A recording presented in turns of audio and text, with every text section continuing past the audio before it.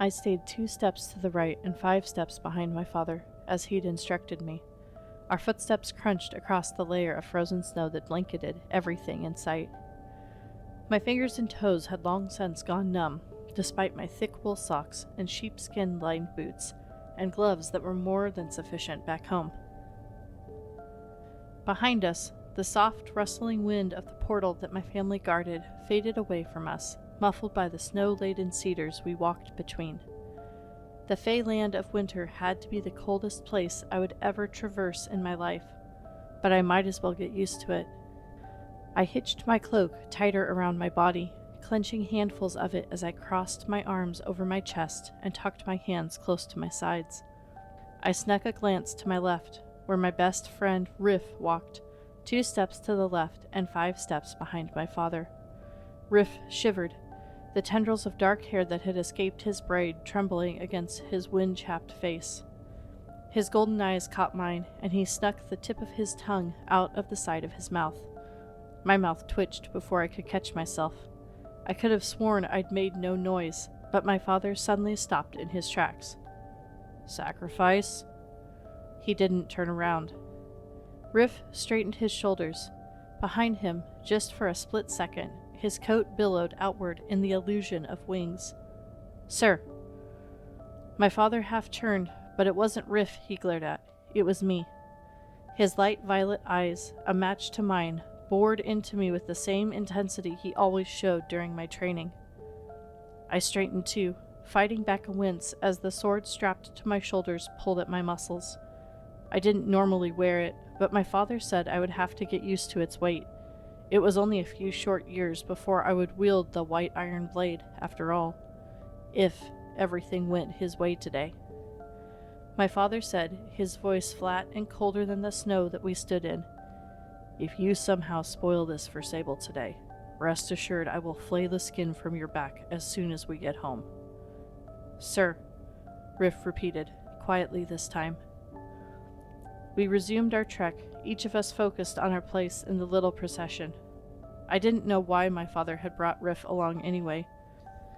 Somehow, even growing up with a family of gloomy dark elves had never dulled Rif's cheerfulness or sense of humor, despite the many times my father had followed through with his threats, for both of us.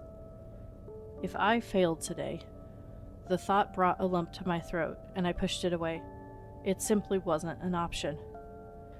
When we'd left to walk from the manor to the portal, my older brother Elios had jostled me against the doorframe, using the moment to hiss at me under his breath. "You'd better hope you'd please the Lord of Winter today, Sable. Otherwise we might as well rid ourselves of the sacrifice tonight." I tried to tell myself that Elios was just sour that I'd beaten him in our last sparring match. He was 3 years my elder, and still several inches taller, but heavier on his feet, and I was quick on mine. A lifetime of dealing with 6 older brothers had taught me how to run and how to dodge, at least, but nothing I'd whispered to myself had eased the knot of tension in my gut. It had taken me years to realize that sacrifice wasn't just an odd name my parents had chosen for the half-human, half-other boy that they'd raised alongside me. It meant something. Loss. Giving up something that you loved. Offering it. And Rif was more of a brother to me than any of my blood brothers. Footsteps crunched to my right, and I glanced to the side without turning my head. The hair on the back of my neck prickled when I saw them. 2 large, white dire wolves, slinking through the trees. I pulled in a breath, wincing as the needle-sharp air hit my lungs. One of the wolves bared its teeth at me. I bared my teeth back. The wolves escorted us through the trees until suddenly the thick cedars cleared, and we stood in an open hollow under an enormous, red-barked pine. The thick trunk stretched upward more than 50 feet before it spread its branches, and I could see the thick evergreen needles crusted with a heavy layer of snow. My father dropped to his knees, and Rif and I followed suit. I kept my gaze on the ground, all too aware of who sat on the throne of carven roots under the trunk of that tree, and unable to face him just yet. The lump in my throat was gone, replaced by burning, by a sour taste at the back of my mouth, by the thick feeling of my own dry tongue. The clearing thrummed with magic, prickling across my skin, my heartbeat roaring in my ears. If I thought about it too long, I could almost imagine the magic as a net, wrapping me tighter and tighter until I could barely breathe. A hand clasped mine. Rif. He shouldn't be doing that. Not here. But my fingers tightened around his, grateful for his steadying presence. So, these are the children you wanted me to meet. Children? I looked up, forgetting for a half-second about the deference my father had taught me, and glared across the clearing at the Fey Lord of Winter. He stood a few feet from his throne, taller than even my father, hands clasped behind his back. His eyes, the iris a blue so light they almost seemed to blend into the whites, stared straight through me. Long hair, as white as my own was dark, spilled down his back almost to the waist of his blue robe, a robe that seemed too light for the thick, cloying cold in the clearing. You two. His eyes shifted from me to Rif, then back. Stand and come closer. I released Rif's hand and stood, walking forward, not daring to take my eyes off the Winter Lord now that I'd looked at him. With every step, without Rif's steadying touch, it felt like the magic was closing around me again, winding around my legs and arms in thick threads. Our footsteps crunched on the frost-bitten grass. When we were halfway across the clearing, the Winter Lord raised his hand. I stopped immediately, straightening my shoulders. The Winter Lord glided forward, devoid of the rise and fall of shoulders and head that I was used to seeing from mortals as they moved. He stepped in front of Rif, raising one hand.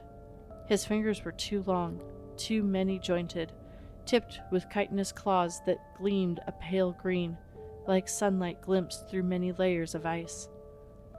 He set the point of one finger under Rif's chin, tipping his head back until Rif's eyes met his. Rif's breath hitched, and his eyes widened in silent terror.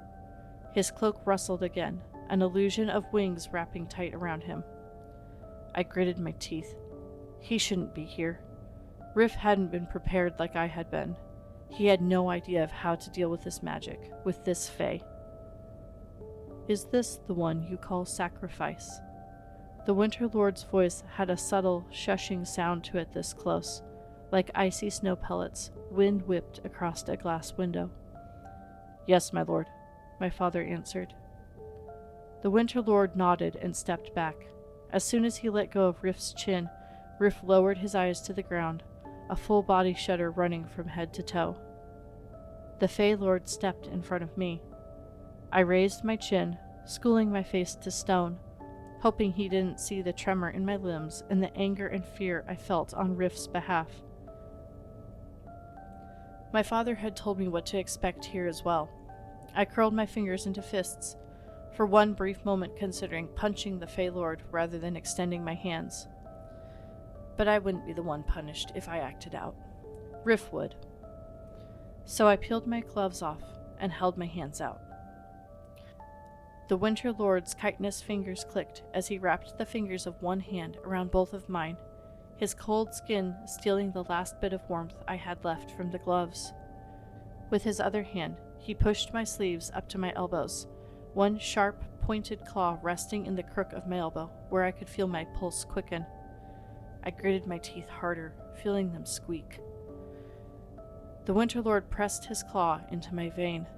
Blood, red and steaming and warm, welled up in my elbow, a jeweled droplet against my dusky skin. There was a splitting sound as he drew the claw downward, blood welling in the cut. I locked my knees, my grip tightening on the Winter Lord's fingers. Besides my harsh breathing, the only sound was blood pattering into a steady stream on the ground at my feet.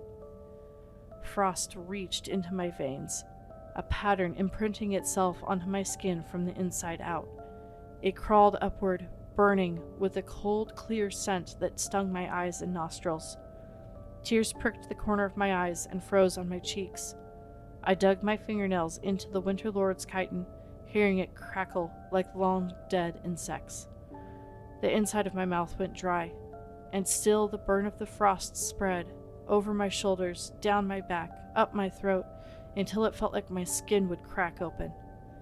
And I kept my mouth shut the entire time, my teeth aching, my throat clenched tight on a scream that I knew I couldn't release, my eyes locked on the Winter Lord, my hands crushing his bones. The aching cold suddenly stopped, and in its place I felt a prickling, stinging heat, like frost-bitten fingers coming back to life. The Winter Lord released my hands, and I staggered back a step. As I gasped in a breath, my lungs crackled, expanded, and that last little bit of pain was too much. I hit the ground on my knees and doubled over, wrapping my arms around myself, tremors pulling every muscle in my body tight against my bones. Sable. Rif skidded to a halt beside me, his feet leaving dark streaks in the frosted grass. He reached for me, grasping my arms. Warmth suffused my chest, his healing magic pouring recklessly from the golden glow surrounding his hands. I uncurled a little, shuddering, gasping, watching as the frost crackled and melted from my skin, the split seam in my right arm closing together, the cuts on my hands from the Winter Lord's sharp finger joints disappearing. I'm here. Rif pressed his forehead to mine, one hand cupping my cheek. I'm here, sister. I'm here. Above us, the Winter Lord chuckled, raising his hands. I watched his fingers spread, the frosted remains of my blood on his skin slowly melting. He looked at my father, who hadn't moved. Rage flared in my chest. He'd warned me.